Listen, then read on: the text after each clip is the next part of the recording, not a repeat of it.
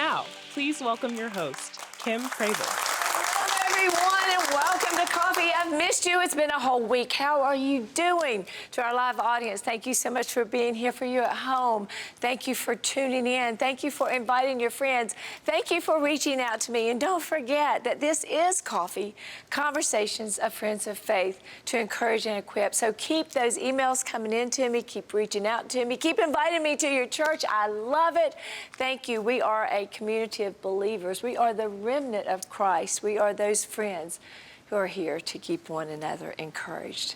So let's start today's program. Are you ready? Here we go. How many secrets do you think the people around you are carrying? Secrets of hurt, trauma, and pain. A few years ago, a man named Frank Warren initiated a community project in Washington, D.C., which invited individuals to share their deepest secrets. He distributed thousands of postcards, encouraging people to write down secrets they had never told anyone and send them to his home. The response was overwhelming. His mailbox became a sanctuary of unspoken truths. So what does this experiment say to us? Well, according to a Harvard study, one of the greatest concerns in America today is loneliness. Many feel so isolated, not because there's a lack of connections, but because we often hide our true selves and we hide our struggles. I've heard it said that we have become so caught up in social media that we have forgotten how to share our authentic selves. Well, can I just tell you that sometimes I wonder if we even remember who our true selves really are. If you or someone you know has felt this kind of loneliness, our program today is dedicated just to you. I want you to feel seen and heard and know that you are not alone. You see, I've walked that path and I understand the weight of unshared burdens. I get it. I understand. And I want you to know help is on the way, because I've invited someone to join us today who embodies the same feelings of hope and healing that I so believe in. She's here to remind us and to underscore God's truth that no matter the secrets or the hidden traumas we carry, we can seek God in His healing truth. The truth that frees us to be the confident, peaceful, and valuable individuals we were born to be. So are you ready? Do you feel like this day is just for you? Oh, I sure hope so if you have secret hurts, because we're about to embark on a beautiful journey of storytelling, healing, and discovering how we can turn painful experiences into a purposeful life. Hold on, we're going to be right back.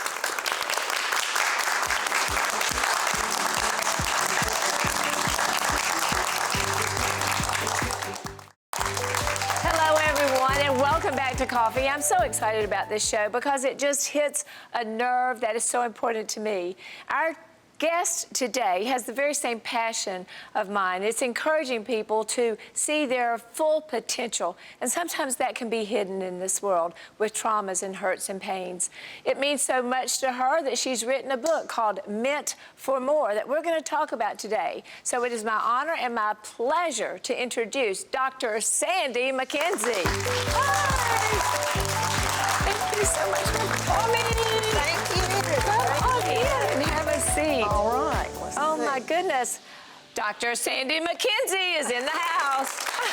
It's great to be here. I am so glad to have you. And this book is beautiful. Thank you. Meant for more. You know, I so believe that, and I believe, just like you, and I want to talk about that today, that our more can be stuffed under shame, guilt, and regret caused by trauma that we don't know what to do with. That's true. That's true. We get trained to kind of start hunkering down and thinking we're not good enough, smart enough, pretty enough, handsome enough. Yes. And we begin to lose what God really has for us, but we can still use it for good. Romans 8, was it 28? Yes. All things work together for good, and that's what we're doing with this. Absolutely, because so many times, and I know in my life, traumas that I've suffered, and I would say most people have suffered something. In this world, we will all have trials and tribulations, Right. but some of us have suffered even trials. We don't know what to do, and that's why we need people like you, and I'm a counselor that really can pull the truth out of people. For someone who's sitting in our audience today that has some trauma in their life, what would be the very first thing you would say to them? If they have trauma in their life, they don't, well, I would say to someone who is struggling and walking on eggshells and not being themselves and being less than, to start to look and see what has happened. A lot of people don't realize they had trauma because they grew up in so much dysfunction. They think it's normal. Yes. And so a lot of times we don't. And that really is the first step to recovery, is to go, wonder what kind of lies the evil one is trying to get me to believe about myself. Yes. And you probably picked it up from your home life when you were a child, or the relationships you had. But you begin to hear, well, you're not good enough. And that is what I believe too, is you have to start acknowledging and really looking at yourself. I think of so many times we feel that we can just stuff it, right? Even if when we do acknowledge or we know there's something that's not right, is it not true that we began to stuff thinking, no one's gonna know, I can hide this, but isn't it true that it's being manifested in some way in our lives? You might go into a relationship, let's say, and if it's abusive, you might come out of it beaten up and with low esteem and no confidence and not being yourself at all. Yeah. So it happens slowly sometimes, but often we're trained to be really good victims, and we have to look back at I call them lies, but they're falsehoods. Yes. Things I was taught falsehoods beginning when I was, 4 or 5 years old. What are some of the falsehoods that we're taught, just generally speaking? Well, I'll tell you some of mine. Okay. When I was a child, I came from parents who didn't talk about bad things that happen. So I was taught, no, we don't talk about things like that. So if something happened to me, and a few things did, and I would go to my parents, they would, well, no, what did you do to cause it? And so, well, I'm sure you had a little part in that. And you begin to learn, I'm not safe. That's a lie. I have no one to turn to. Everything's my fault. And one of the things in the book that I just stress all the way through, if you have been in an abusive relationship or you are in one, and 1 in 4 couples has somebody who is. 1 in 4. 1 in 4. And I found that was true when I was doing executive coaching in corporations, and I would work with individuals privately. After a couple of sessions, people who were not performing well at work, guess what? They had abuse at home. They were distracted, so they couldn't concentrate. They were tired, fatigued. Okay, so how did I get off on that? Well, because evidently I think God would want you to do that, because sometimes I think you're talking about the way things are manifested, that people are going, wait a minute, that's me. I didn't realize that. And I do think that we think that there's this cover-up going on. Well, we're taught that, so I couldn't tell what was going on. And then I learned that if I had been, maybe a neighbor had touched me, okay? I really couldn't talk about it. And not only that, I don't know about your audience, but when they came over or there was a gathering, I was supposed to look like I was so glad to see them. Yes. That's part of it. Yes. But what did you do to cause it? Nothing. And, well, then you begin to think, it's my fault. And I started partly writing this because I would hear people who were in abusive relationships, and it's men and women. Yes. They would say, I don't understand. What did I do? I'm trying to do everything right. Why is she or he treating me this way? Nothing. You didn't do anything. And so part of the theme here is it's not your fault. That's number one. Acknowledge and then realize, wait a minute, this is not my fault. It's not my fault. How did I get into this? Yes. What's happening? There's so much confusion. Yes. And in the meantime, your steam is just dropping.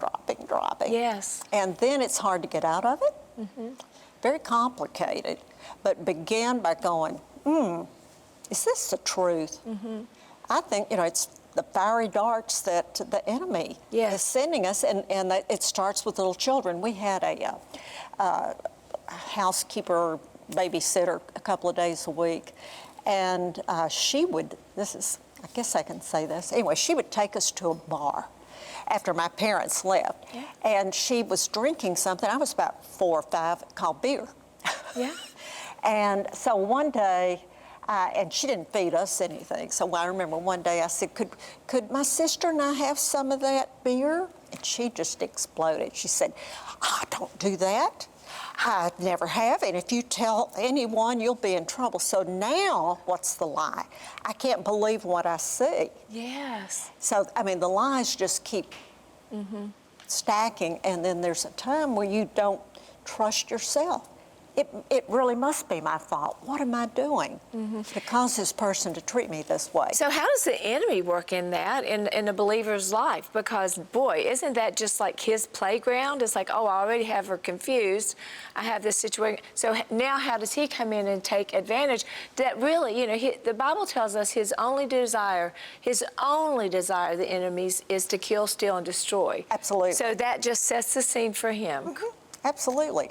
And usually these victims who have been trained, like I was, and at least one person out of 4 is trained, you end up being in a relationship like that and can tolerate it longer and are drawn to that person because it's familiar.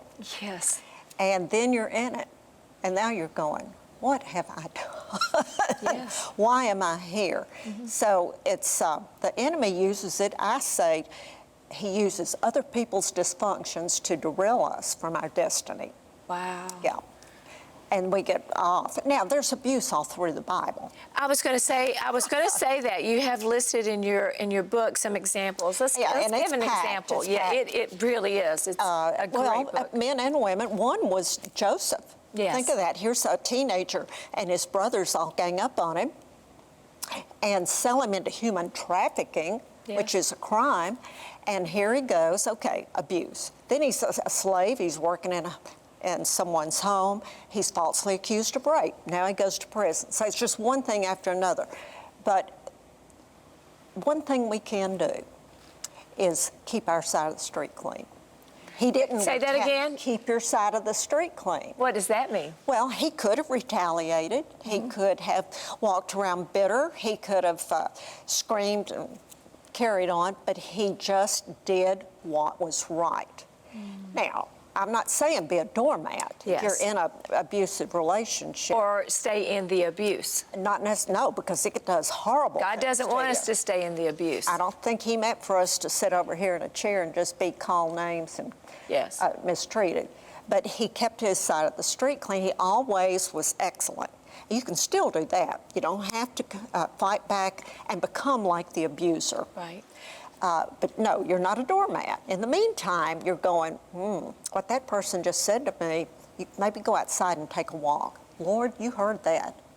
I don't think that's true. I don't think I'm really stingy and mean and blah, blah, blah, blah. I think they're telling me lies. The truth is I'm a good person. So what you're saying is we must go back. We take what we're hearing or what someone's saying to us, and we take God's word and go, is this what God says? This is one of the things that we train through Burdens to Blessings, you girls who have been through it. It's like we go, what, is this something that God would say to me? And if it's not, then we can disregard it. That's right. Well, yes. In fact, I suggest you say out loud, because there's power of life and death in the tongue. Yes. And we want to say blessings over ourselves. Yes. So I would recommend, this is what I do. Yes. I'll just take a walk and I'll go, the way that person treated me just now and what they said to me is just not true. And I'm not receiving that, Lord. I'm giving that to you. I'm giving that person to you. And the truth is, and then you speak truth, because that's the blessing that you're speaking of yourself. I've tried really hard to have a good relationship. I'm caring, I'm loving, I'm generous. I try to blend. I've worked for peace. So that's the truth. So hopefully you get so healthy, you go, what's wrong with them? Yes, and the Bible says this truth will set us free. It does. And it keeps us from putting ourselves in situations where we can be manipulated and taken over. You mentioned sex trafficking. You know, it's situations where people don't even know the truth about themselves, so they're just available to anything that comes That's at them. true. And Joseph, for example, he used it for good. He slowly was maturing, like a little butterfly coming out of a cocoon. And of course, he became, Prime Minister of Egypt. He was so mature by that time. But whatever's happened to you, like you, your book is just such a blessing. Thank you. So how can I use that for good? We all do come across storms. Now, emotional abuse has a different definition than occasional storm. That's right. But whether it's been ongoing and true emotional abuse, and we can define that if you like, or just something bad's happened, how can I use that for good? Okay, Lord. Now, Romans 8:28 says, if I love you, all these things can be. How? Maybe my heart's softer. Maybe I have more empathy. Maybe I recognize abuse and I can, help someone else. But how can I use it for good? And a lot of people, if they don't keep their side of the street clean and stay walking with the Lord, they'll take it and bad things will happen. And there's stories in the Bible of that. There's Samson and Delilah. Yes. She abused him. Yes. But he just kept going back. Yes. Yes. So that's another one. But there's several like that. So it's what you're going to do with it. Can you stop and go, wait, this is not about me. It's about you. Not you, but the abuser. Yes. This is not, no. Just don't accept the negative about yourself. Go to see what God has to say about you. That's their dysfunction. Don't let yourself be robbed by someone else's dysfunction, as you said. Yeah. Yes, I do want to come back and talk about some definitions. I want this meant for more. This is just my heart and my passion, because I discovered in my life that God had more for me. Ephesians 3:20, glory be to God by His power working within us. And I believe that is within everybody. There's always more. And many times it means digging into those abuses and those hurts and figuring out, okay, what can I do with this? And I want to talk about that when we get back. So we will be right back.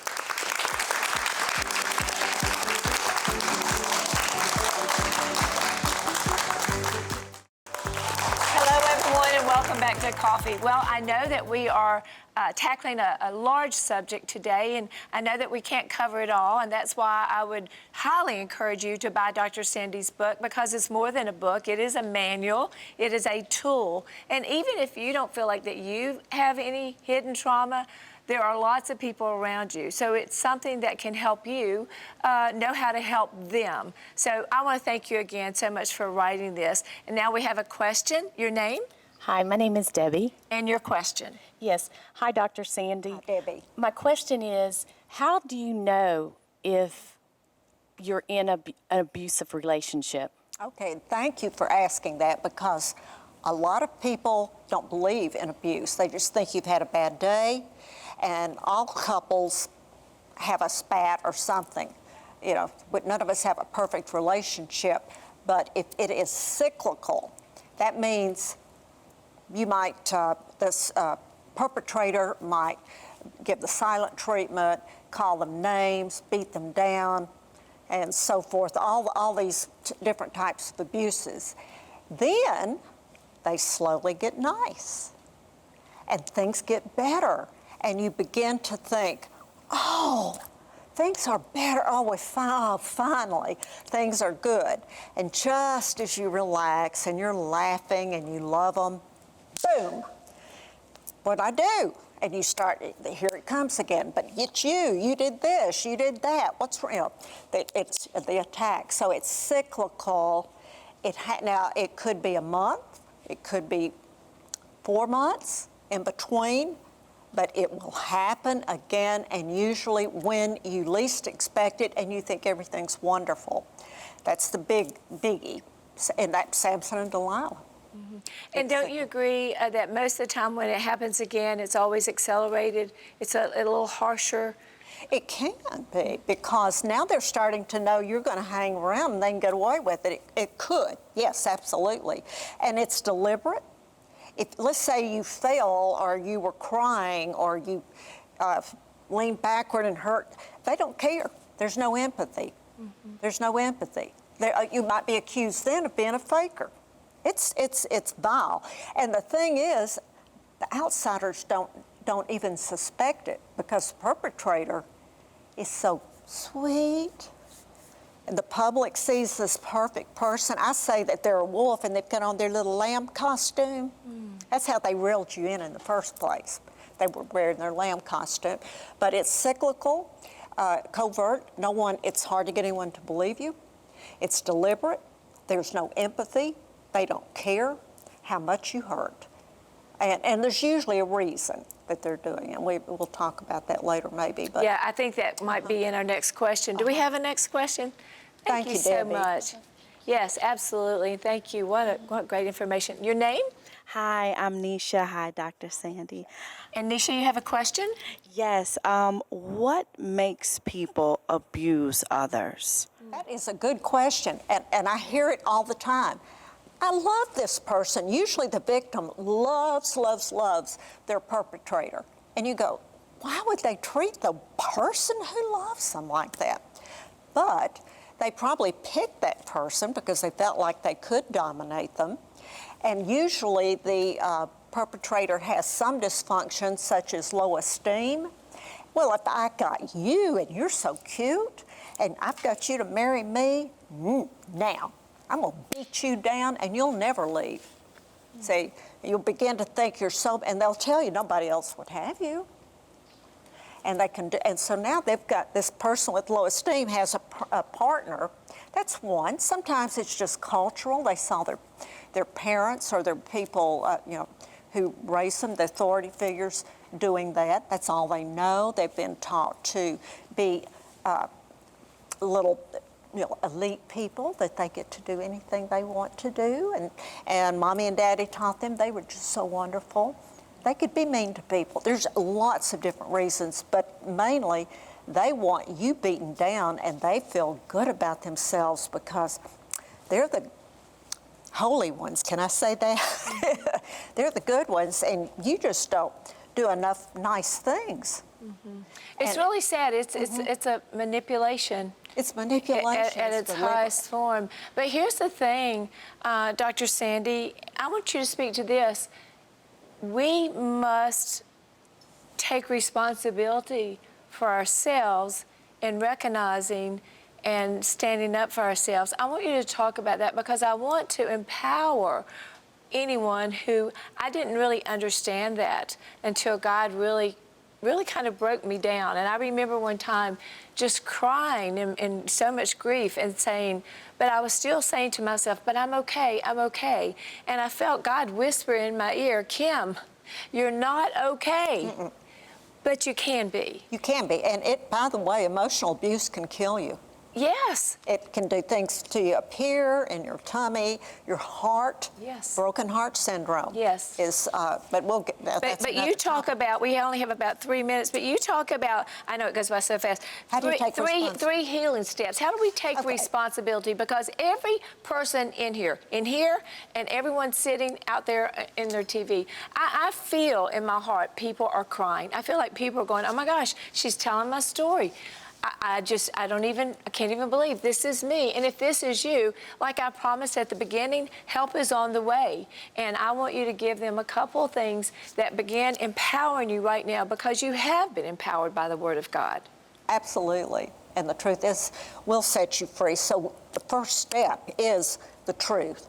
Just get alone. Don't share this with your perpetrator and say, oh, I'm starting to see how good I know. They're not your buddy. They'll come back harder, but you've got to realize, hey, I am doing everything I can.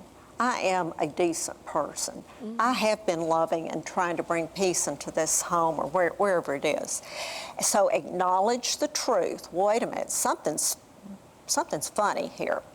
Then begin to acknowledge those lies that you learned as a child all the way up and into this relationship. That you're not good enough. And one lie is you'll just have to settle. Yes. They're all terrible. It's not, lots of lie. Acknowledge the lie. Then it's all for you. This is not a bash the bully book. It's for the victim. You got to find the right person to talk to about it. Another reason I wrote it, there's a lot of counselors. Secrets. Yeah, you're right. And clergy who'll just say, well, you just need to go home and pray a little bit because you're probably doing something to cause it. You're not. Yeah. So you acknowledge the truth, and then you start letting go of this person's influence on you. They won't know it much right at the beginning, but you begin to think, okay, Lord, how can I use this for good? Lord, protect me. I have a lot in there about how to put that spiritual armor on, and and then figure out your gifts and talents and what God has. Absolutely, and please get the book. It is a tool. It is a manual. It is beautiful and it's filled with so much. And remember, whatever is coming against you, whatever it is, whatever it has been, whatever trauma, whatever secret, God has already promised that you are more than a conqueror through Him. We have to confront it to be more than a conqueror, and in that we become a voice of God's hope and healing. Thank you so much for joining us. We'll see you next time on Coffee. Thank you so much. Thank you. It's great. Appreciate it. So fast.